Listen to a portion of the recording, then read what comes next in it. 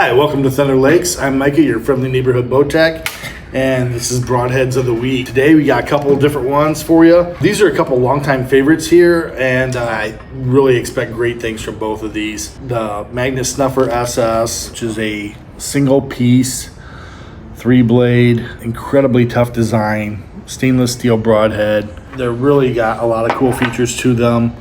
First of all, they're super simple to sharpen. As you've heard me say hundreds of times before, shoot your broadheads. Well, you know, when you shoot your broadheads, you dull up the blade a little bit. These are just incredibly easy to sharpen.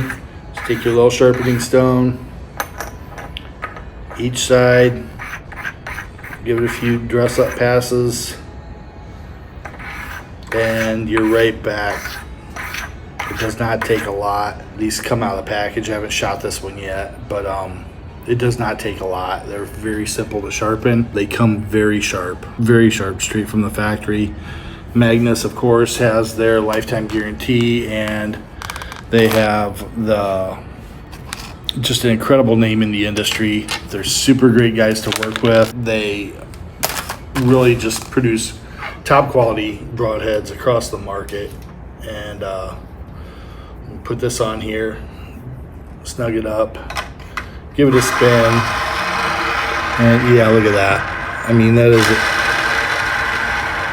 I don't know if you could ask for a more perfect, for screw it on and shoot, I don't think you could ask for a more perfect setup there. That's phenomenal. The second broadhead we're going to talk about today is the Exoskeletal Meg. In the past, we've done reviews on the Exoskeletal, the standard, but this is the Meg. It's a little bit different. It's got a 3-inch cut. It has an aluminum ferrule. It's a T7 aluminum ferrule that's hard color anodized. Still has a chisel type tip, expandable blades, open up. They have a pretty good angle to them, and they're swept, so I expect really good penetration from them. I know that in the past I've used and hunted with the standard Exoskeletals and couldn't ask for better results. This being aluminum, they made it a little bit beefier at the base so that it would be strong, and then they give you a collar that helps neck it down to fit your arrow better, so you don't have some weird angle there, just a drop off. Give it a spin and see how it does.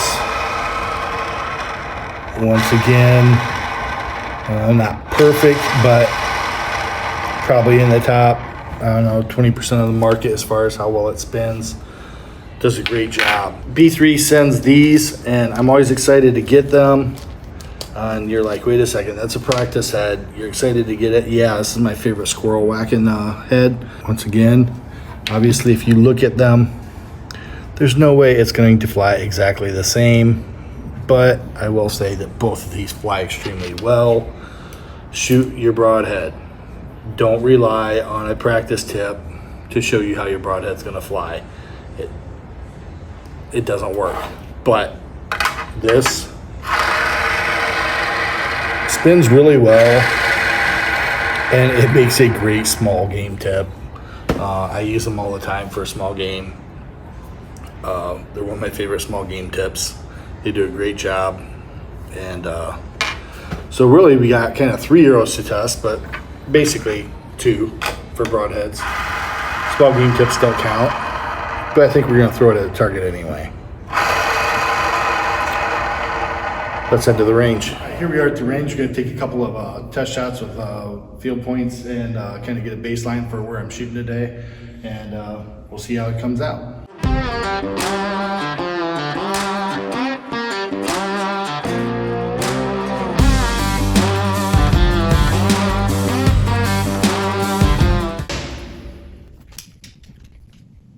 That one felt pretty good. As you can see, I'm using my backup bow today. My other one home to do some practice at home. Probably not quite as good as my other bow. It still shoots plenty fast and has lots of power.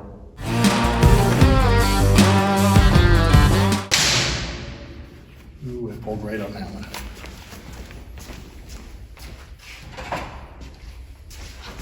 Let's go see how we did. I know the second one I pulled right on.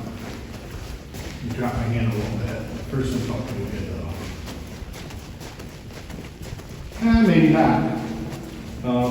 Hit where I was aiming, so standard, pretty much normal 2.5 inch group for me. Not too bad. Let's see how the broadheads do. First up is the B3 Meg. This is the 3-inch cut stainless steel blade, hard anodized T7 ferrule. I shot the little brother to this numerous times. Used them on deer quite often. They do a great job. I really expect these things to just do exactly what they're supposed to.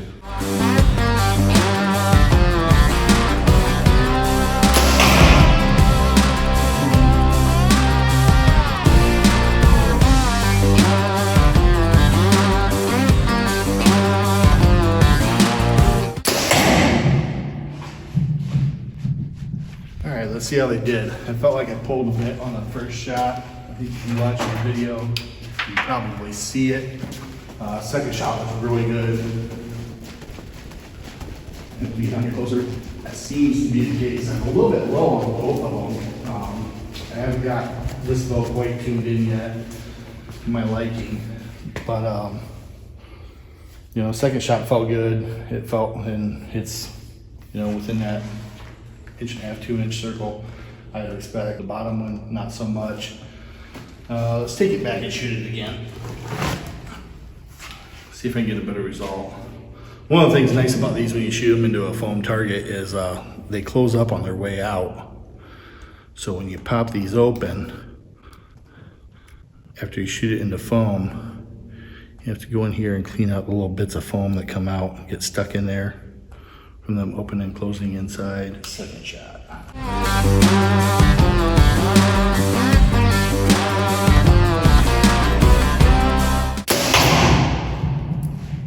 That shot felt much better.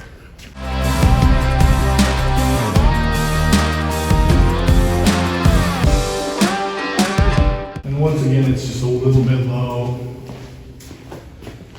Could be me, but I think the bow is shooting a little bit low.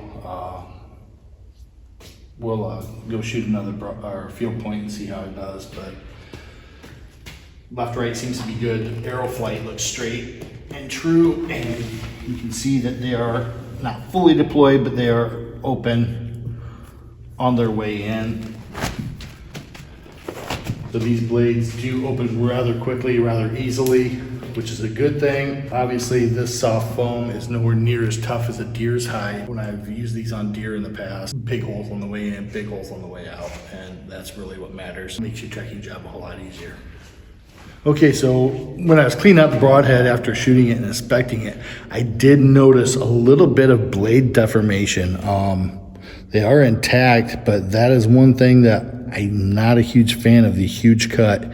You can see that these blades are significantly more curved than they were, and there's a slight twist on them. For a single-use blade, I'm sure that they'll be fine, but as far as, you know, taking abuse, this is not a broadhead that I'm really super confident in the abuse that it's going to take. Trying to get everything out to a 3-inch cut diameter with a thin blade obviously is going to weaken the blades, and although they're still fairly straight, there's a little bit of wobble in this one. You can see that. This one has a touch of twist to it, and so does this one. So that would be one thing that might be a little bit of a concern to some. You like the big cut. If you are a hit 'em back kind of person, I think you'll be fine. And if you just plan on using a broadhead once, I'm sure they're gonna do a great job. But that is, you know, for a guy like me that likes to shoot his broadheads multiple times on multiple animals, definitely gonna have to replace blades after you shoot them. Okay, next up, the Magnus Snuffer SS. This is a solid one-piece stainless steel triangulated broadhead. Expect great things from them. Obviously, they spin like near as perfect as I've ever seen for just screwing one on and not ever messing with it. Just screw it on and spin it. So I expect these to go exactly where they're put. Judging by the first broadheads, I would expect them to be a little bit low, just because it appears the bow is shooting that way today. Don't forget your release when you go to the tree.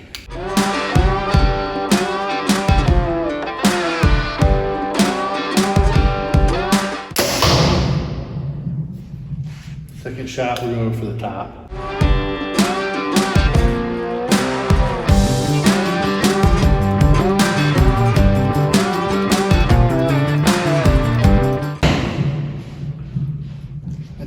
too bad.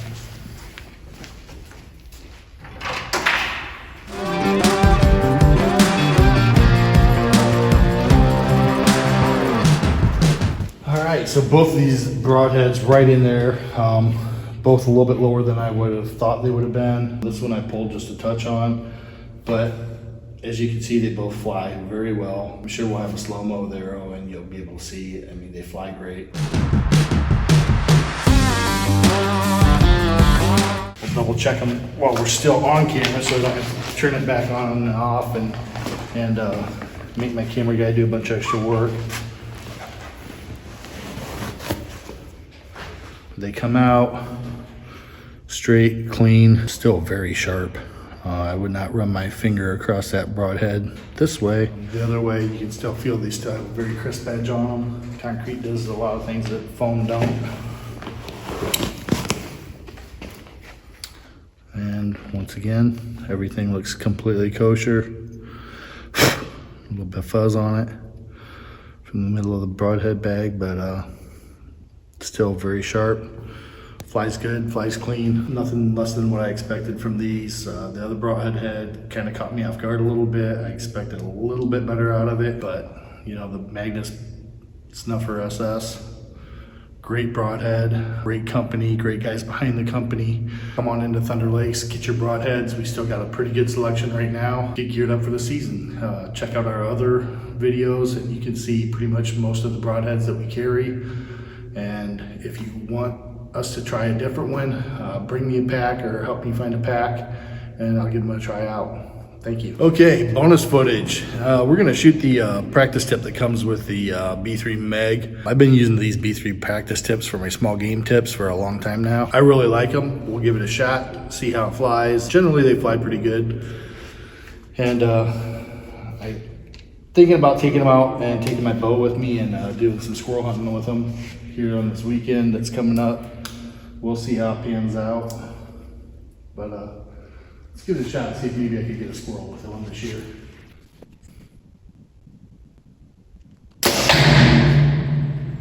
There you go.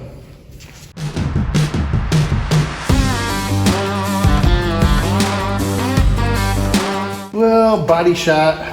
If I'm aiming center mass, I probably got the squirrel. If I'm aiming at his head, let's hope he's a really fat squirrel. A little bit low. I've been shooting a little bit low all day. They fly good, fly like a field point. You notice there's very limited penetration with it. It has the prongs on it to catch so that it shouldn't penetrate real far. Yeah, it looks like it only got about 6-8 inches of penetration. Does its job. These work wonders on squirrels, you know, small game, rabbits, whatever is in season. Give them a try out. I mean, I think they make a great small game tip. And we'll see you soon.